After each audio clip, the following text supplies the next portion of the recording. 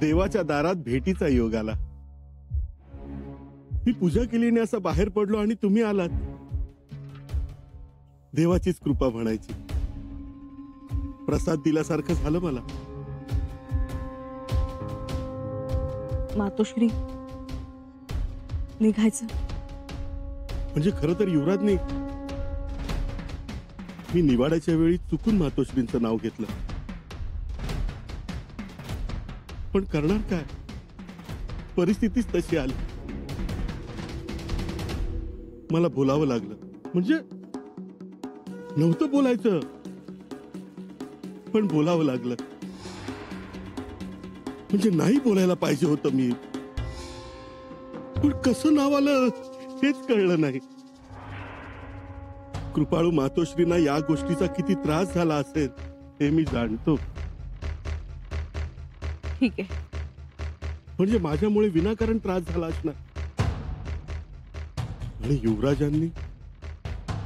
युवराजांनीही जाब विचारला असं कानावर आलं.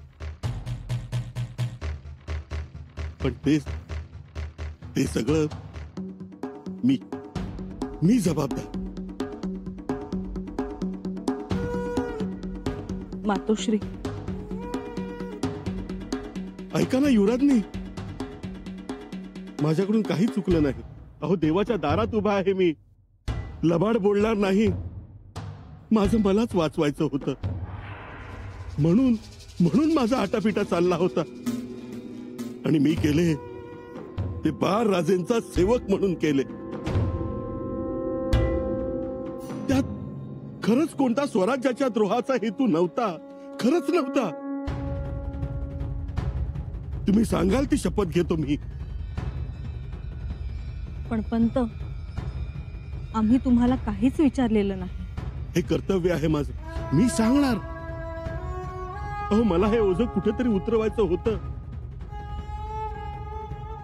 किती दिवस मनात ठेवणार. होणाऱ्या गोष्टी होतील, पण या अनाजी पंताबद्दल गैरसमज करून घेऊ नका. एवढीच देवाच्या दारात तुम्हाला विनंती. सुनबाई, आम्ही नजर कैदेत आहोत. एवढा वेळ बाहेर थांबता यायचं नाही. हो, पण निघायचं. चला.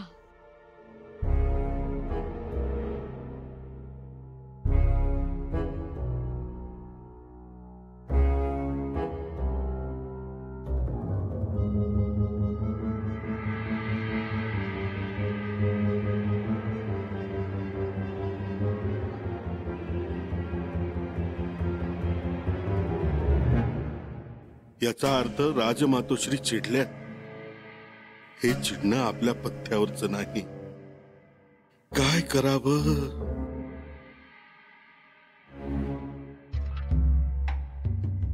गेले सनाजी पंत एवढं सांगू नये. ते काही बरं केलं नाही त्याने. अहो, हे का सोडतील तर ते अनाजी कसले. तुम्हाला काय वाटतं पंत, भेटतील सोयरा मातोश्री अनाजी पंतांना? भेटतील. त्यांचं काय सांगावं. भेटले.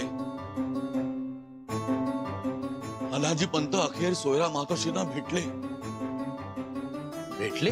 हो, पण फारसं काही बोलणं झालंय असं वाटत नाहीये. फार काही म्हणजे? फार काही म्हणजे जे सांगायचं होतं ते सांगणं झालं नाही असं वाटतंय. कसं होणार? एक तर त्या नजर काही देत आहेत आणि पहारेकरी बोलूच देणार नाही तानाजी पंतांना. आणि मुख्य म्हणजे सोयरा मातोश्री बोलणारच नाही. माझ्याकडून वाटल्यास लिहून घ्या. कशा बोलणार तुम्हीच सांगा. त्यांना ऐन वेळी अडचणीत आणलं यांनी. आता कसा विश्वास ठेवतील त्या?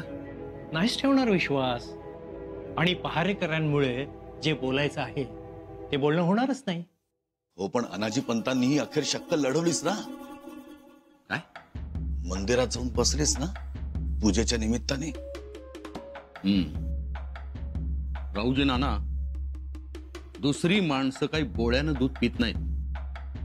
हे अनाजी पंत स्वतःला हुशार, मुत्सद्दी, अति शहाणे समजतात ना. ते आता तरी बंद करावं त्यांनी. हो ते राहू द्या हो. पण आता अनाजी पंत कुठे आहेत? आलेत का ते? येत आहेत कुठले? तिकडेच आहेत अजून. गेले दालनाच्या दिशेने. काय जगदीश्वरा, आता काय करावं या माणसाला? तुमच्या या अशा वागण्यामुळे सगळ्याच गोष्टी अंगलट येणार आहेत आपल्या. हो शंभूराजेंनी जर बघितलं सोडा, जर त्यांना समजलं ना तर पुन्हा बहारे बसवतील आपल्यावर ते. अहो, त्यांना समजल्याशिवाय राहणार आहे का? समजणारच. अहो, तशी यंत्रणाच उभी केली आहे शंभूराजेंनी. म्हणजे आपल्या अंगलट येणार हे निश्चित.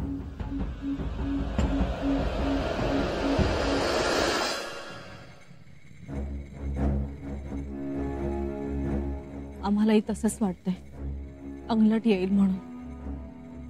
खरंय तुमचं, पण त्यात आपला काय दोष? दोष नाही खरा, परंतु जेव्हा आम्ही युवराजांकडे परवानगी मागायला गेलो होतो तेव्हा त्यांनी या जोखमीची कल्पना दिली होती. म्हणजे माहित नाही, पण असं काहीतरी घडावं असं वाटलं असेल त्यांना. किमान तसा अंदाज आला असेल युवराजांना, आणि घडलंही तसंच. अहो, पण अनाजी पंत आपल्या अगोदरच मंदिरात होते. तेच ना मातोश्री, नेमके अनाजी पंतच मंदिरात कसे आले? तेच कसे भेटले? आणि महत्वाचं म्हणजे आम्ही असताना कसे भेटले? भेटले म्हणजे अचानक समोर आले. आता हे युवराजांना सांगून पटणार आहे का त्यांना? आम्ही तर धास्तावून गेलो हो. सुनबाई, मातोश्री, एक म्हणता बेग झालं हो. अनाजी पंत भेटले हे कळताच युवराजांचा राग टिपेला जाणार. तुमची आणि त्यांची भेट झाली हे तर त्यांना सहनच होणार नाही. कळतंय हो आम्हाला, पण हे सगळं आपल्या ध्यानी मनी नसताना झालं. मातोश्री, आम्ही काय सांगावं युवराजांना आता? त्यांनी तर आम्हाला आधीच सावध केलं होतं. तुम्ही नका धास्तावून जाऊ. धास्तावून नाही हो, पण आम्ही या सगळ्यात चांगलंच करायला निघालो होतो. तुमचं देवदर्शन होईल, तुमचे पाय मोकळे होतील, आणि आपण दोघी सोबत देवाला जातोय म्हणजे घरातली एकी दिसेल एवढंच आमचं धोरण होतं. पण अचानक अनाजी पंत समोर येतील असं वाटलं नव्हतं. नाही मातोश्री, अनाजी पंत असे अचानक समोर येणारे नाहीत. यामागे नक्कीच त्यांचा काहीतरी डाव असणार. हवं तर राजकारण म्हणा.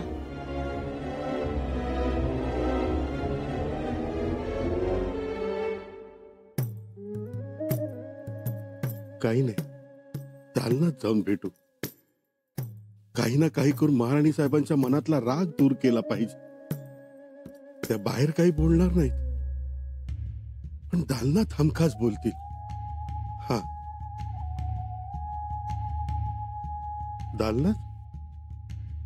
दालनात नको. भेट घेतल्याची नोंद होईल, आणि एकदा का नोंद झाली की नाकबुली होता येणार नाही. त्यापेक्षा बाहेरच्या बाहेरच भेटायला हवं. हा,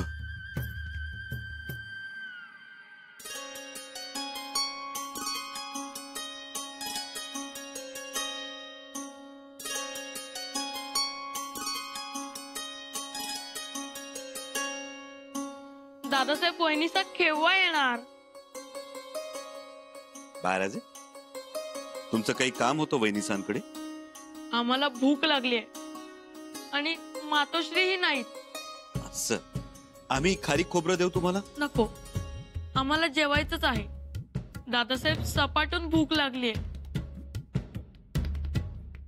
खरं तर एव्हाना यायला पाहिजे होता युवराज्ञी आणि मातोश्री. वाटेत त्यांना कोणी भेटलं तर नसेल ना? नाही बाळराजे, कोणीही भेटणार नाही. पण अचानक गाठभेट होऊ शकते. नाही, तरी मातोश्री थांबणार नाहीत. त्या थांबू शकत नाहीत. थांबू नका असं युवराजनींना स्पष्ट बजावून सांगितलंय.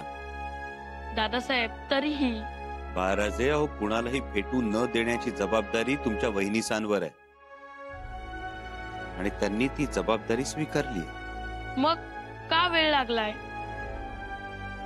हेच कळत नाही. आम्हाला खूप भूक लागली, पोटात कावळे ओरडतायत.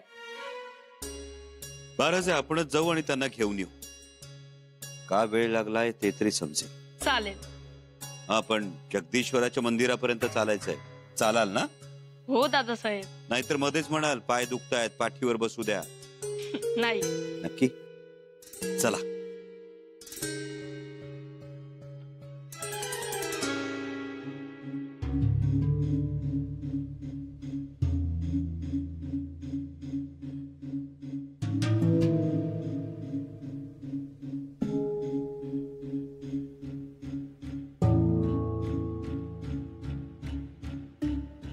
तेव्हा युवराज्ञी आहेतच बरोबर. आता आता काय? भेटलं तर पाहिजे. भेटल्याशिवाय तरुणोपाय नाही. त्यांच्या मनात काय चाललंय हे समजलं पाहिजे.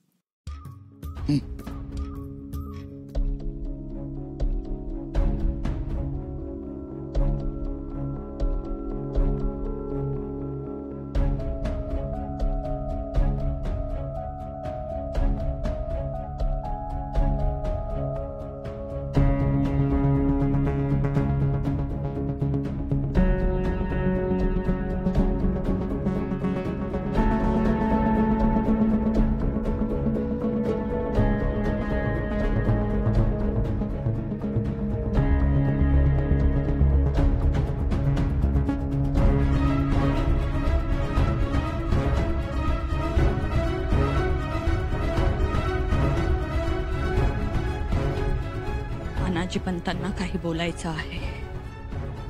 हो, त्यांचा मगाचपासून तोच प्रयत्न आहे. पण नको, एकातून दुसरंच काहीतरी उद्भवायचं. तो श्री काय बोलायचं असेल पंतांना?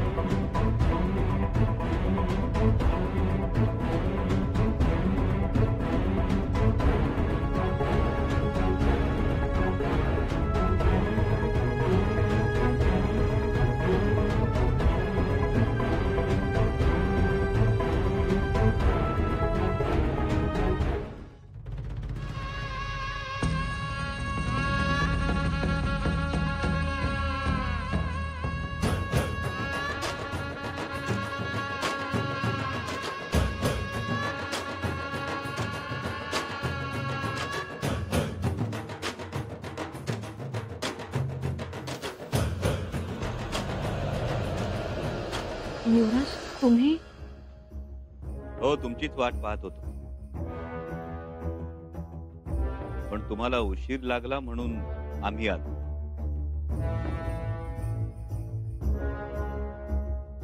का एवढा वेळ झाला?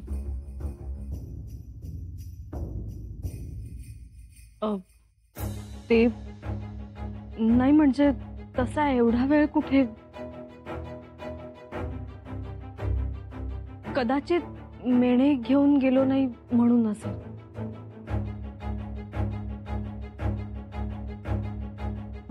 नक्की मेणे नसल्यामुळेच वेळ लागला की?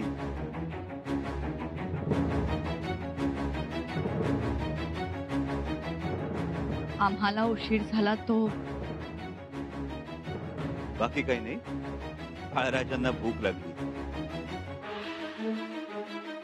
त्यांना त्यांच्या वहिनीसांच्या हातची डांगर भाकरी खायची.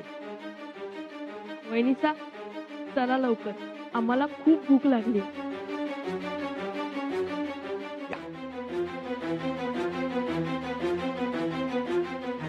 लवकर चल.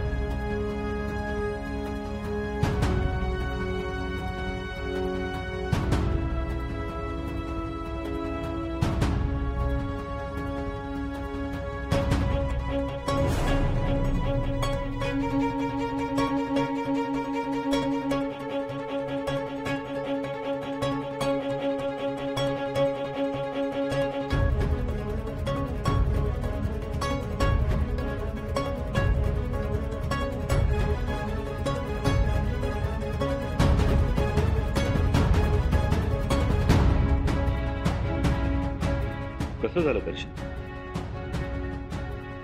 दर्शन छान झालं. काही विघ्न तर आलं नाही ना?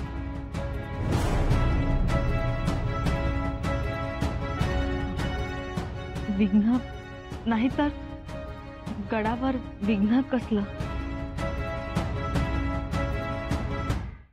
प्रसाद देताय ना? हो.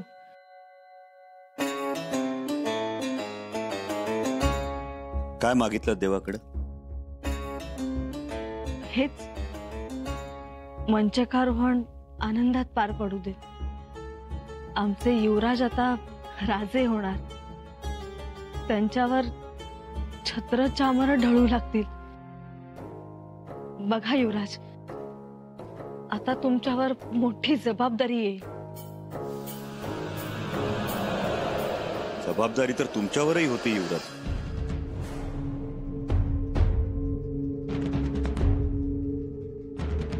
सोयरा मातोश्रींना मंदिरात घेऊन जाण्याची आणि मंदिरातून परत आणण्याची. युवराज, जबाबदारी निभावली गेली नाही.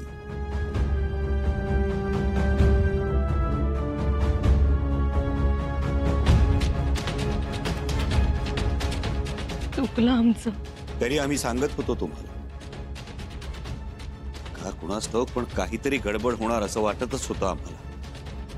पण तुम्ही म्हणालात आम्ही मातोश्रींना मंदिरात घेऊन जातो.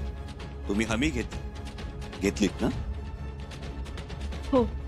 तुम्ही आमच्याकडे परवानगी मागितलीत आणि सोयरा मातोश्री देवदर्शनासाठी जाणार ही खबर लगेच अनाजी पंतांकडे पोहोचली. आणि अनाजी पंत देवळात जाऊन बसले पूजेच्या निमित्तानं. अहो, पण ते तर आम्हाला अचानक भेटले. देखावा होता युवराजनी अनाजी पंतांचा. त्यांची अडचण झाली ती तुमच्यामुळे.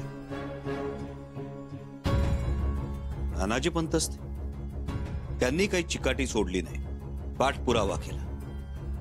कदाचित मातोश्रींना सफाई देऊन पुढचा रस्ता साफ करायचा असेल. म्हणजे आपलं भांड अजूनही लखलखीत असून चुलीवर चढण्याच्या योग्यतेचं आहे. त्यात पुन्हा कारस्थानाची खिचडी उत्तम शिजू शकते असं सांगायचं असेल. युवराज, परंतु आनंदाची गोष्ट ही की मातोश्रींनी यावेळी प्रलोभन नाकारलं. अनाजी पंतांना टाळलं त्यांनी. युवराजनी मातोश्रींचं बाहेर जाणं ही कसोटी होती आणि मातोश्री त्या कसोटीवर खऱ्या उतरल्या. तुम्ही ही गोष्ट लक्षात ठेवा युवराज. आयुष्यात पावलोपावली हे असं घडतच राहणार. प्रलोभनं दाखवणाऱ्यांची कमतरता नाही, फक्त आपण त्याला बळी पडायचं नसतं. आणि या संयमालाच आम्ही सत्याची कानस म्हणतो.